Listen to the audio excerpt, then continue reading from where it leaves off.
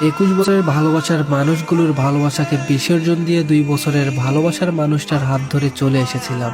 তবে মাঝপথে আটকে যাই, কারণ বাবা আর বড় ভাই কিভাবে যেন বুঝতে পেরে গিয়েছিলেন। তবে বাবা একা ছিলেন না, সহকারী পুলিশ বাহিনীও সাথে ছিলেন তার। আমি ভয় পেয়ে আবিরের পিছনে লুকিয়ে পড়ি। বড় ভাই রাগী দৃষ্টিতে আমার দিকে তাকিয়েছিল, আমার কাছে এসে বলল, বাসায় চল। আমি আবার আবিরের পেছনে মুখ লুকাই। বড় ভাই আমার হাত ধরে টানতে লাগলেন। আবির বাধা দিতে গেলে বড় ভাই একটা থাপ্পড় মেরে বসেন। আমি ছেড়ে দিতে বললে আমাকে থাপ্পড় মারে। এই 21 বছরের প্রথম ভাই আমার গায়ে হাত তুললো। রাগে আমার সারা শরীর কাঁপছিল। ছোট থেকেই রাগী আর জেদি প্রকৃতির ছিলাম আমি। পুলিশ এসে আমাকে বলল, আপনি আপনার বাবা ভাইয়ের সাথে বাসায় যান, আমরা দেখছি কি করা যায়। বলেই আবিরকে অ্যারেস্ট করে। আমি পুলিশকে সরাসরি বলে দেই আমার বাবা ভাই নেই। বাবা হয়তো ওই দিনই সব থেকে বড় ধাক্কাটা খেয়েছিলেন, কারণ ভালোবাসার মানুষের দেওয়া আঘাত বিষের তৈরি তীরের মতো বুকে বাঁধে। বড় ভাই আমাকে আবার চর মারতে এলে বাবা থামিয়ে দেয়। আমি বাবার দিকে তাকিয়েছিলাম। বাবার চোখে কোনো প্রাণ ছিল না বলে আমার মনে হয় না। বাবাকে ছাড়তে বলে ভাইয়া বাবাকে বলে, বাবা আমাকে ছেড়ে দাও, ওর এত সাহস, ও তোমায় অপমান করে। বাবা মুচকি হেসে পুলিশের দিকে তাকিয়ে বলল, দারোগা সাহেব, আমারই ভুল হয়েছে, এটা আমার কলিজা না। আমার কলিজা হলে এই কথা কোনোদিনও বলতে পারতো না। তারপর বাবা আমার দিকে তাকিয়ে বলল, ক্ষমা করবে মেয়ে, আসলে আমার কলিজা ছিল একটা, সে আজ কলিজাটা ছিদ্র করে কোথায় যেন চলে গিয়েছে। তোমরা যাও। বড় ভাইয়া দূরে সরে যায়। আমি হাজার চেষ্টা করেও বাবাকে ডাকতে পারছিলাম না। চোখ থেকে শুধু জল পড়ছিল। তখনই বুঝতে পারছিলাম আমি কি বড় ভুল করে ফেলেছি। বাবা বড় ভাইয়া পুলিশদের নিয়ে চলে যায়। আমি চিৎকার দিয়ে বাবা বলে কান্না করে রাস্তার উপর বসে পড়ি।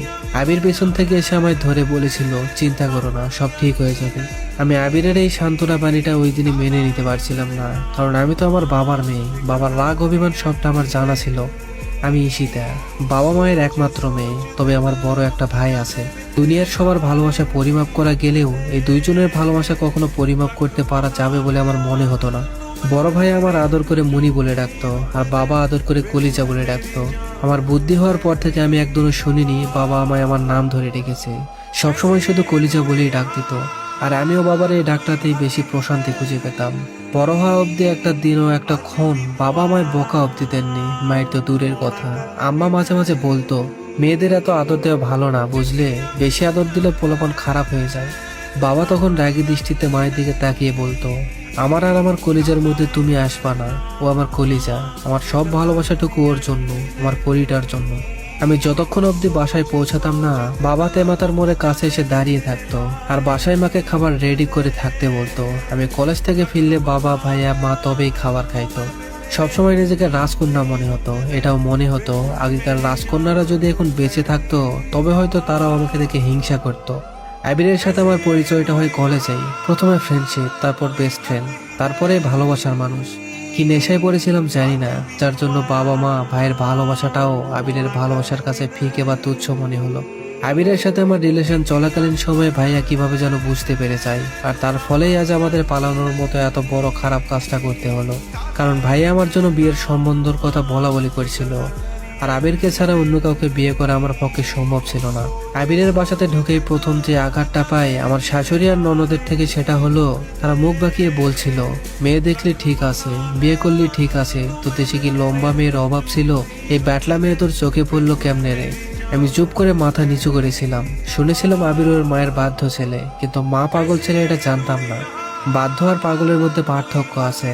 পাগল হচ্ছে ঠিক ভুল বিচার না করেই এক পক্ষ নিয়ে কথা বলে, আর বাধ্য হলো ঠিক ভুল বিচার করে সঠিকটাকে সাপোর্ট করে। আমার ভুল হলেও আবির আমাকে বকতো, আবার যদি ভুল আমার নাও হতো তবুও মায়ের পক্ষ নিয়ে কথা বলতো। আবিরের প্রতি যে ভালোবাসাটা ছিল বিয়ের আগে, সেটা কমতে থাকে বিয়ের পরে আবিরের কাজগুলো দেখে। আমি চাইতাম আবির ঠিক ভুল বিচার করে পক্ষ নিয়ে কথা বলুক। আমার ভুল হলে আমায় বকবে বা শুধরে নেওয়ার সুযোগ দিবে, আর মায়ের ভুল হলে সেটাও মাকে বলবে। কিন্তু না, সবসময় শুধু আমার উপর দিয়েই দোষ চাপিয়ে দিত। রাতে বাবা মায়ের কথা খুব মনে পড়তো আর কান্না করতাম মুখ বুঝে। বিয়ের 2 বছরের একদিনেও বাবা আমার খোঁজ নেননি, আর কলিজাটা কেমন আছে তার খোঁজটাও নেননি। আর নিবেই বা কেন? তার কলিজা যে তাদের ভালোবাসাকে অপমান করে নিজের কপালে নিজেই কুড়াল মেরে দোজকে এসে পড়েছে। 3 বছরের মাথায় আমার ফুটফুটে একটা মেয়ে হয়, একদম পরীর মতো। কিন্তু মেয়েটাকে 10 মাস পেটে রেখে বুঝেছিলাম আমার মাও তো আমায় এত কষ্ট করে তার গর্ভে ধারণ করেছিল। আমার মেয়ে যেমন আমার নারী ছেড়ে দুনিয়াতে জন্ম নিয়েছিল, ঠিক সেভাবেই আমিও তো আমার মায়ের নারী ছেড়ে দুনিয়াতে এসেছিলাম। এতটা কষ্ট করে যেই মা আমাকে দুনিয়াতে নিয়ে এলো, তার ভালোবাসাটা আমি কেমনে ভুলে গেলাম? আমার চোখের পানি আমার মেয়ের মুখের উপর পড়ল। আমার মেয়ে নিশিও ঠিক আমার মতোই, একগুঁয়ে জেদি রাগী সব গুণ পেয়েছিল আমার। তবে আমার চেয়ে ওর বাবাকেই বেশি ভালোবাসতো। মাঝে মাঝে চিন্তা করতাম, আচ্ছা সব মেয়েরাই প্রথম ভালোবাসার মানুষটা কি তার বাবা? বাবা কেন হয়? মায়ের চাইতে কেন তারা বাবাকে বেশি ভালোবাসে? এক এক করে পার হয়ে যায় প্রায় 19টা বছর। একদিন নিশি এসে বলল ও নাকি এক ছেলেকে ভালোবাসে। প্রথমে আমি কিছু বলিনি। ছেলে কি করে জানতে চাইলাম নিশির থেকে। নিশি বলে ওরা একই কলেজে পড়ে। তখনই চটটা বসিয়ে দিয়ে বলি, তোর লজ্জা করে না সেম বয়সী ছেলের সাথে প্রেম করিস? গালে হাত দিয়ে নিশি বলল, তোমার লজ্জা যেমন করছিল না আমারও তেমন করে না, বুঝলে? আর আমি ওকে বিয়ে করব, এটা বলেই নিশি কান্না করতে করতে ঘরে চলে গেল। আমি অসহায়ের মতো তাকিয়েছিলাম, চোখ থেকে শুধু জল পড়ছিল। আর ভাবছিলাম, আমার মেয়ে আমার এই কথা বলতে পারলো, আর পারবেই বা না কেন? আমার কর্মের ফল তো আমাকেই পেতে হবে। কিছুদিন পর গ্রামের এক চাচাকে দেখতে পেলাম আমাদের এলাকায়। চাচাকে সালাম দিয়ে প্রথমে জিজ্ঞেস করি বাবা কেমন আছে। চাচা আমার দেখে অবাক দৃষ্টিতে তাকিয়ে বলল, কি বলো মা, তুমি জানো না তোমার বাবা তো 6 মাস আগেই মারা গিয়েছে? কথাটা শোনা মাত্রই শ্বাস নিতে কষ্ট হচ্ছিল।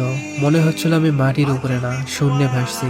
দৌড়ে বাসায় এসে রুম লক করে বেডের উপর পড়ে যাই, জোরে জোরে কান্না করতে থাকি। আমায় ক্ষমা চাওয়ার সুযোগটাও দিল না বাবা। আমি তো তোমারই মেয়ে বাবা, এত রাগ এত অভিমান করে চলে গেলে বাবা, আমায় ক্ষমা চাওয়ার সুযোগ দিলে না। আমার একটা ভুলের সাজা আমায় সারা জীবনের জন্য দিয়ে গেলে বাবা। বিয়ের পর থেকে অনেকবার চেষ্টা করেছি বাবার সাথে কথা বলা, কিন্তু ফোনের ওপাশ থেকে বাবা বলতো, আপনি ভুল জায়গায় কল দিয়েছেন, এখানে সেই নামের কেউ থাকে না। আমি শুধু চুপ করে বাবার কণ্ঠটা শুনতাম। সেই কণ্ঠটা শোনার জন্য সব সময় উদ্বিগ্ন হয়ে থাকতাম। কিন্তু গত 6 মাসে একবারও ফোন দিতে বা কোনো যোগাযোগ করতে পারিনি। কারণ আগে আবিরের ফোন থেকে কল দিতে দিলেও পরে আবিরের কল দিতে দিত না, বলতো তোমার বাবার এত দেমাগ কিসের? ঈশিতার চোখ থেকে পানি ঝরছে অঝর ধারায়। এই জলধারা কি কখনো থামবে? হয়তো সময়ের সাথে সাথে থেমে যেতে পারে। সময় যেমন মানুষকে সহজ করে তুলতে পারে, ঠিক তেমন ভাবেই সময় মানুষকে কঠিন করেও তুলতে পারে।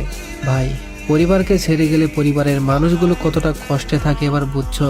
যার জন্য নিজের পরিবার ছাড়ার পরিকল্পনা করছো, তার বাড়িতে গিয়ে তোমার সুখ হবে কিনা তুমি নিজেও জানো না। সুখী হতে পারো, আবার নাও হতে পারো। পরিবারকে ছেড়ে যাওয়ার আগে একটাবার ভেবে নিও, আজকের গল্পের মতো তোমার অবস্থা হলে কেমন হবে। পরিবার মানবে না, এই অপশনটা জীবনে রেখো না। পরিবারকে মানাতে হবে যে কোনো মূল্যে। এই কথাটা মাথায় রেখে পরিবারকে মানিয়ে দেখো, পরিবার মেনে যাবে। পরিবারকে না মানিয়ে পরিবারের একটা মেয়েকে নিয়ে চলে গেলে পরিবারের মানুষদের অনেক কষ্ট হয় ভাই। একটা মেয়েকে একটা পরিবার বড় করতে কম কষ্ট করে না ভাই। একটা মেয়ে একটা পরিবারের কলিজা, তাই পরিবারের কলিজা ছিনিয়ে নিয়ে যাওয়ার আগে একবার না 1000 বার ভেবে দেখো।